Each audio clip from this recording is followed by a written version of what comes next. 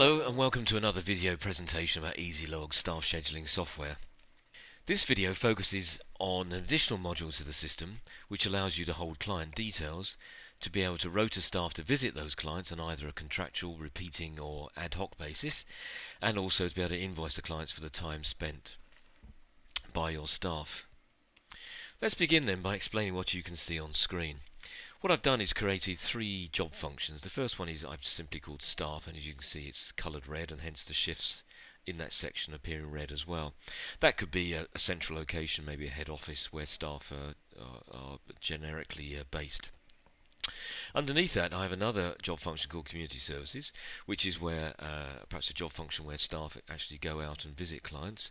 Then underneath that another one called 27 George Street, which could be a client location in its own right. It could be a place where staff go to attend various clients, let's say maybe in a day centre, in a sort of care type situation. The key thing that perhaps you can immediately see though is that where somebody is actually assigned to work in a particular job function, that is also reflected in the other job functions as well. So for example, I have an employee called Harpreet Patel, as you can see here, whose shifts appear in red within George Street, within community services, and obviously within the job function that he was originally assigned to as well, which is the staff job function. What that means is it's very easy to see where Harpreet is working, and also it becomes impossible to actually rota him to work at the same time in another location. Okay, so let's begin then by showing you how you can put visits for the staff onto the rota. Let's start with an example where we go into the client section and a regularly contracted visit. So within the section here we have something called contracted tasks, and here we can see I've just got a couple of clients on the system, one of which is called Duncan Johnson. So let's edit his record and take a look at a repeating visit requirement that I've defined. This again is in a sort of care type scenario where we take a carer takes Duncan shopping once a week, and that visit is on a Thursday. You can see by the tick box there where they go shopping, and that happens between 11 in the morning through till 1 in the afternoon. And that's a recurring visit that's required and has been done since the middle of 2012. And you can see here as well that that is satisfied by anybody that can work within the community services job function, and we can put some additional text in here about the type of requirement that Duncan has on that particular visit. So if we say OK to that, and now what we need to do is obviously satisfy that visit and find a member of staff that can actually do it. So if we go back to the rota, that can be done very easily. What we have in the system is a function here called client exceptions. If I click on that, I then just select Duncan, or I could select all clients and just say OK.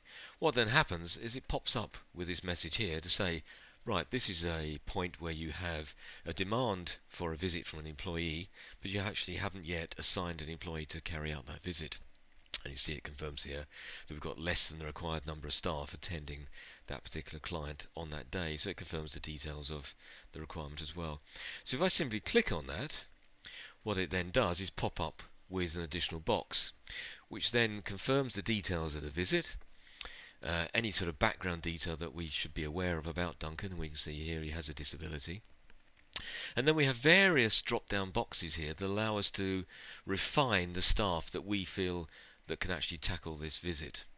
We may have obviously certain criteria. We may need a driver, for example, because this visit is out of town and is perhaps tricky to get to via public transport or be walkable.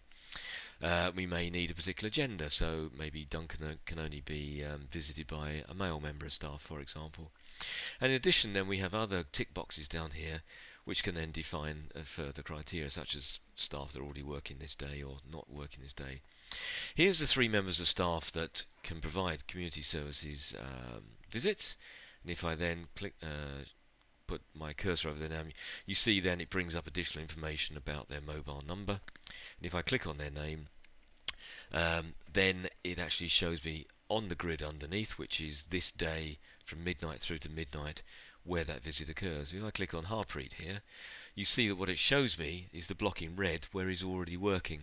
between 2 in the afternoon through till 10 at night. But the visit then is outside those hours, and it just means perhaps that I need to ask him to come in a little earlier.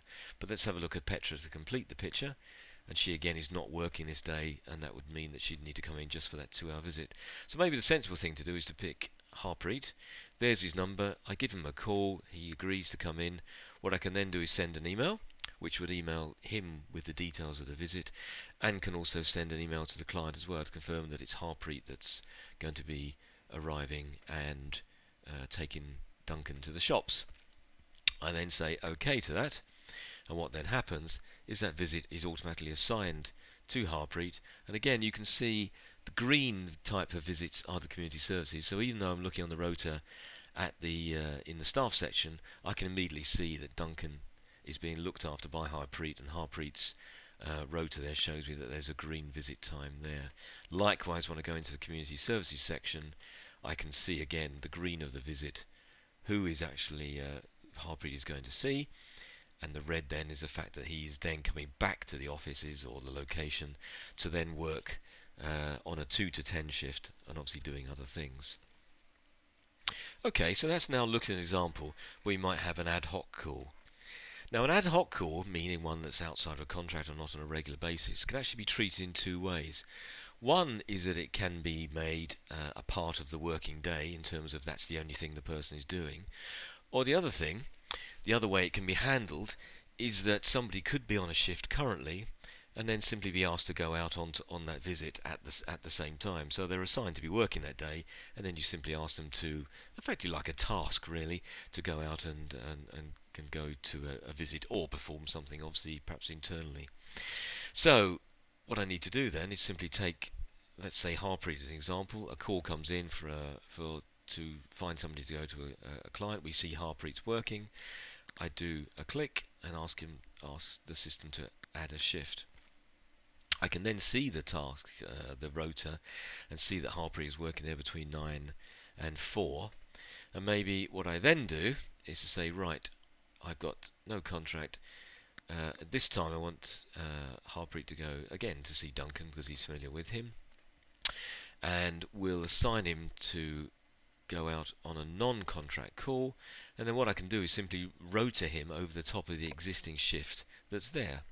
So let's say he needs to go there between 10 in the morning through till, I don't know, let's say 12:30, and then say OK. The system then says, oh, I haven't seen this before, do you want to make this a standard call or standard shift? I'll say, no, I don't, it's a one-off. And then you can see what happens is it's indented to appear underneath Harpreet's existing shift between 10 and 12:30. So he won't be paid twice because he's working the same hours effectively. All it will do is simply add this task to his existing shift. And clearly the software can also put a visit in on an ad hoc basis on the same way that we have done on the Thursday there, if you wish that as well, i.e.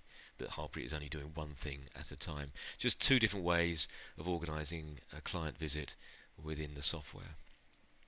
Okay, so we've got those visits in place. Let's now just jump straight forward and actually go and invoice those visits. So we'll select on Duncan, and what I want to do is invoice on the rota. Notice you can invoice from the rota with VAT as well, so it depends on the type of organisation you are. So let's invoice on the rota. We'll create the report and say OK to that.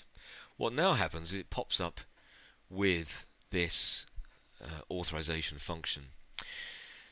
The reason it's done this is because we've assigned Harpreet to these tasks, to the rota, but we've received no confirmation that he's actually done these things through an attendance record. easyLog can provide various electronic attendance tools to help you record the visits and the work that your staff have actually done. Those can vary from mobile phone recording through to landline, through to physical devices actually in a location, such as some sort of clocking in type terminal. Entirely up to you. So what I'll do here is actually skip through this by saying, yes, I'm happy those have happened. I have his manual timesheet in front of me.